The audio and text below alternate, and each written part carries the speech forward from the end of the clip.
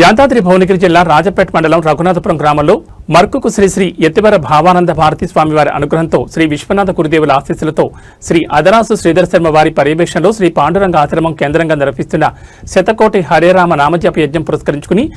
గ్రామానికి జరుగుతున్న ఏకాదశి నగర సంకీర్తనలో భాగంగా రఘునాథపురం భగత్ సేవా సమాజం శాఖ ఆధ్వర్యంలో స్వస్తి శ్రీ పరాభవ నామ సంవత్సరం వైశాఖ మాసం సోమవారం ఏకాదశి పర్వదినాన్ని పురస్కరించుకుని శ్రీ వెంకటేశ్వర స్వామి ఆలయం నుంచి రామాలయం ప్రధాన వీధుల గుండా శివాలయం వరకు, శివాలయం నుండి ప్రధాన వీధుల గుండా శ్రీ వెంకటేశ్వర స్వామి ఆలయం వరకు అత్యంత వైభవంగా హరే రామనామ మంత్రాన్ని జపిస్తూ నగర సంకీర్తన నిర్వహించి భగవాన్ నామ ప్రచారం గావించారు. ఈ కార్యక్రమంలో వల్లకాటి బాబురావు, సామల భాస్కర్, కటకం సంతోష్, మాడూరి సునంద,